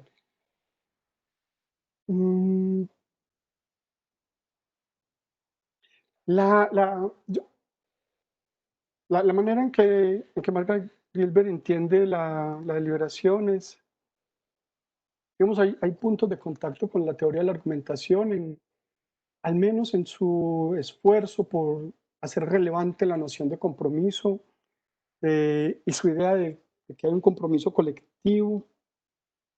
Como le decía ahorita Juan David, pues es importante en argumentación que quien argumenta no está tanto expresando un estado anímico o mental, cuanto un compromiso social. En esa medida hay un vínculo, pero yo no sabría si mucho más allá. Yo en principio no construiría el concepto de liberación partiendo de una teoría de la acción colectiva, sino que lo construiría partiendo de la teoría de la argumentación, no porque crea que en algún sentido es mejor una que otra, sino porque pues estoy intentando pensar en un tipo de discusión argumentativa. Entonces, pues lo más apropiado sería partir de la tradición misma de la argumentación. Pues yo no sé bien si con esto estoy tocando el tema que inquieta. Sí, gracias, Yulder.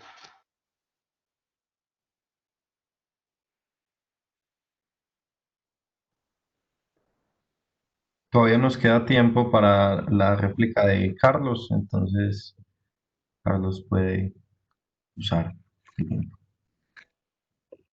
Gracias. Yulder, solo quería como mencionar algo con respecto a los criterios de las agendas.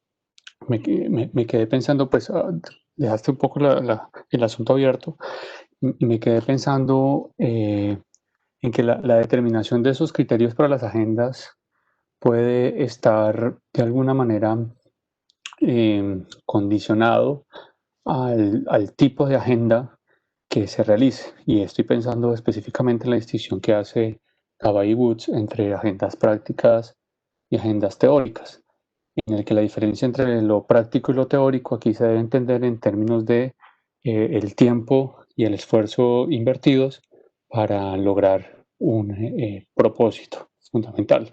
Entonces, una agenda es práctica si se requieren soluciones más o menos inmediatas con el menor esfuerzo posible. Y una agenda es teórica cuando se requiere de una solución no inmediata, es decir, que la solución seguramente se alcanzará a largo plazo, y eso quiere decir entonces que el conjunto de recursos o el esfuerzo que se invierta en eso, pues será mucho mayor. Entonces, si uno tiene esta diferencia entre agendas prácticas y agendas teóricas, quizás los criterios para esos tipos de agendas sean bien distintos, ¿no? Por ejemplo, en una agenda práctica, quizás no se tenga como criterio dentro de la elaboración de la agenda o del plan que lo primero sean las cosas que duran más, sino al contrario, que lo primero es las cosas que duran menos, ¿no? Mientras que en la agenda teórica sí es prioritario las cosas que duran más, ¿no? Bueno, esto como para pensar un poco cómo no puede haber algo así como una suerte de criterios agenciales como universales, sino que también hay que dar cuenta de cómo esos criterios se adoptan en función de el tipo de agenda que se quiera elaborar, ¿no? Si es práctica o teórica. Y lo segundo en lo que me quedé pensando es en lo que dijiste sobre la inconmensurabilidad epistémica y la inconmensurabilidad axiológica. Yo quizás no me hice entender bien, pero yo también me estaba refiriendo más que a una inconmensurabilidad epistémica, a una suerte de inconmensurabilidad axiológica, pues a cómo explicar, digamos, el desacuerdo fundamentalmente, que es lo que nos importa aquí, sin que hubiese inconmensurabilidad epistémica. Es decir, yo no apelaba a que hubiese una diferencia, por ejemplo, en los conceptos, una diferencia semántica entre justicia y paz para las partes que están implicadas en los dos ejemplos, ¿no? Los que defienden la justicia por encima de la paz y los que defienden la paz por encima de la justicia. Yo estaba entendiendo más bien era el asunto en términos de cómo puede haber desacuerdo pese a que usen los mismos criterios para la agenda, ¿no? Entonces, para ponerlo en el ejemplo tal y como lo pusiste tú, quizás para los pacifistas, ¿no? Las cosas que duran, si uno toma como criterio que lo primero es que uno debe adoptar es las cosas que duran más, pues los pacifistas van a creer que la paz dura más que la justicia, mientras que los justicieros, ¿no? Van a creer que no, que la justicia es la que dura más que la paz, ¿no? Y ahí no hay inconmensurabilidad en los conceptos, pueden estar exactamente usando los mismos conceptos y demás, pero en la evaluación. Sí, y tienen el mismo criterio, ¿no? Primero va lo que dura más que lo que dura menos. Y sin embargo, no se ponen de acuerdo argumentativamente o quizás en la premisa o en la proposición, digamos, que responde a ese criterio, ¿no? De mismo modo, alguien podría decir, no, los pacifistas podrían decir, es que lo que realmente es posible es la paz y no la justicia, por eso la paz va primero. Y los justicieros dirán lo contrario, ¿no?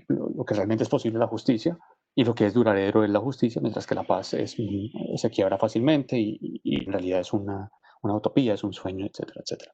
Entonces, a ese nivel parece que no hay una suerte de inconmensurabilidad epistémica porque hay comunicabilidad, hay traducción de un lenguaje al otro, pero lo que no se pueden poner definitivamente de acuerdo es en cómo estimar, o más bien, cuáles son las afirmaciones verdaderas o falsas en relación con el criterio que se estipula en la agenda, ¿no? Eso era un poco como mi comentario. Bueno. Sí, entiendo. Te lo agradezco mucho. Carlos, yo no tengo la primera bibliografía que referiste, no la tengo, no la conozco. Si me puedes facilitar esas referencias, yo te lo agradezco, que me vendrían bien. Sí, ya entiendo mejor después del segundo comentario en qué tipo de desacuerdo estás pensando. Yo creo que se puede generar, que se genera, pero lo entiendo como un paso adelante en la discusión, pues porque lo que es un poquito inquietante con este asunto de la inconmensurabilidad es que las discusiones se realizan en paralelo y como que no avanzamos en el sentido de que los unos siguen afirmando que esto no se puede hacer porque es injusto y los otros que esto hay que hacerlo y se multiplican los argumentos, pero realmente nadie refuta al otro y sobre todo a nadie se le ocurre un criterio que pueda ser invocado como apremiante para los dos a fin de avanzar en la discusión. Lo que yo quiero proponer con esto de las apelaciones a las condiciones de posibilidad es un criterio así que no niega la incompatibilidad ni niega la inconmensurabilidad, pero que hace de lo realizable un criterio pues, para la decisión. Así que si pasamos a la discusión de, bueno, realmente qué es lo que puede durar, creo que estamos en un terreno distinto en el que ya no hay inconmensurabilidad. Creo que ese tipo de discusiones, de hecho, las tenemos. Me parece recordar que en economía, por ejemplo, hay un punto en el que Keynes señala cosas como que en el largo plazo todos estaremos muertos, lo que importa a la hora de tomar decisiones, porque frecuentemente se nos dice que esto debemos aceptarlo porque en el largo plazo será bueno, pero si en el largo plazo yo voy a estar muerto, vale la pena que me pregunte si debo aceptar todo lo que es bueno en el largo plazo en que yo estaré muerto. Es una discusión importante que podemos tener, que tienen los economistas, con menos frecuencia de la que yo quisiera, pero que tienen y que creo que es más controlable, que es una discusión que se desquicia con menor facilidad las discusiones en las que tenemos estos encuentros de valores del mismo nivel de importancia, pero inconmensurables. Así que sí, yo creo que se puede dar, pero es una discusión fáctica, digamos, que hace parte de la deliberación, que hace parte de la discusión, pero que sería un paso hacia una resolución argumentativa, pues no hacia zanjar la discusión, que es lo que hicimos en los dos casos. En uno lo zanjó el presidente y en otro lo zanjamos con una votación que nos dejó más polarizados. Y no es que este sea el tema, sino que pues son los ejemplos de los que por obvias razones más pienso. Ya vi, este vínculo es un vínculo a la bibliografía que no tengo, Carlos. Sí, ese es un libro de Gabay Woods, donde tocan el tema que decía de la diferencia entre agendas prácticas y agendas teóricas, Okay. que me parece bastante interesante. Incluso ahí menciona la posibilidad de hablar de criterios, para ponerlo en tus términos, criterios donde el antecedente no es lo primero que debe resolver una agenda, o lo primero que debe estar en el plan de una agenda, sino todo lo contrario, sino el consecuente, ¿no? Por ejemplo, en las agendas hipotéticas o en las agendas que quieren dar cuenta de una hipótesis, ¿no? Entonces, primero, evidentemente, si quieres dar cuenta de un acontecimiento, lo primero en la agenda es formular la hipótesis, que en estricto sentido viene siendo como el consecuente, ¿no? Si uno lo mira en esos términos de deducción, inducción y abducción, viene siendo como el consecuente de un argumento. Entonces, el consecuente ahí es primero y no el antecedente. Y eso lo que muestra, en últimas, eso lo que muestra es que quizás la determinación de cuáles son esos criterios para las agendas depende mucho del tipo de agenda. Ese era todo el asunto. Sí. Okay, Muchas gracias, Junior. No, a ti.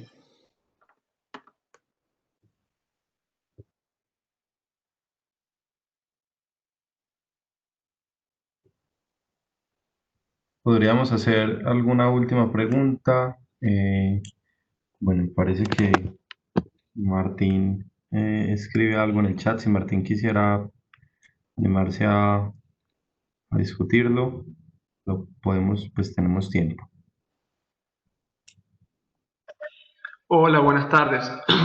No, era un comentario sobre la última pregunta. Yo me quedé pensando en esta diferencia entre la inconmensurabilidad a nivel de los valores y como el pasaje a un plano eh, performativo en el cual saldríamos del problema de la inconmensurabilidad. O sea, me quedé pensando sí, es decir, al establecerse determinados criterios, ¿sí?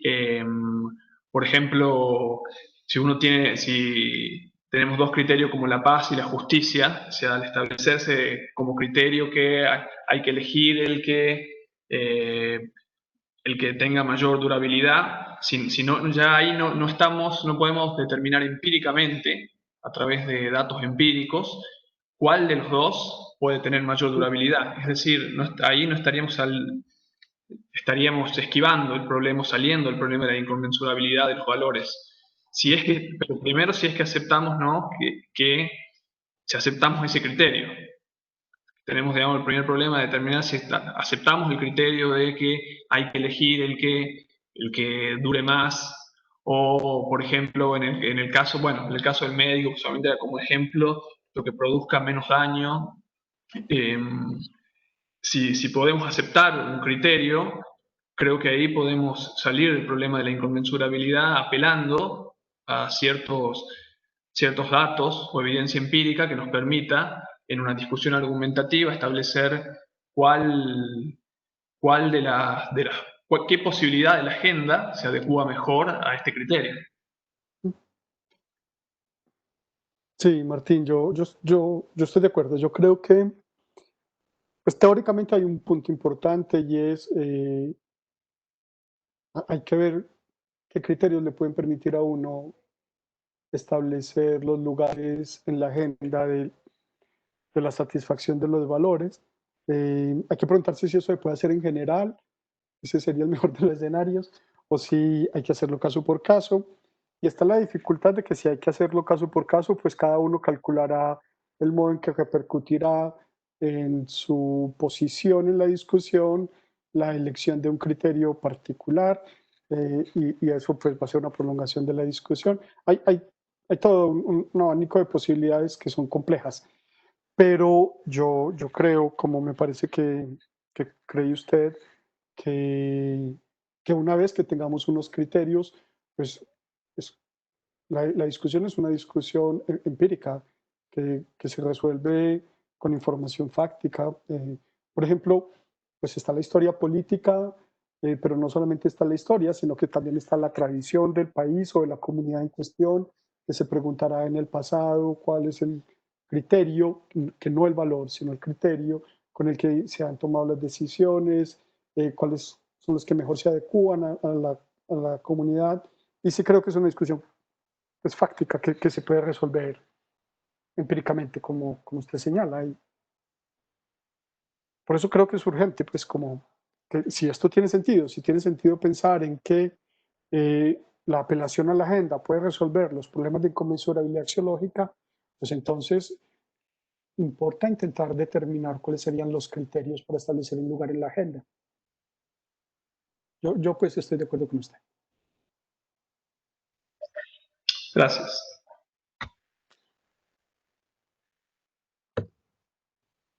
Bien, muchas gracias a Martín y a Yulder. Con esto damos entonces por terminada nuestra sesión de hoy, agradeciéndoles a todos nuevamente por su asistencia y recordándoles que la sesión que tendremos este viernes comenzará a las 4 de la tarde para que se agenden.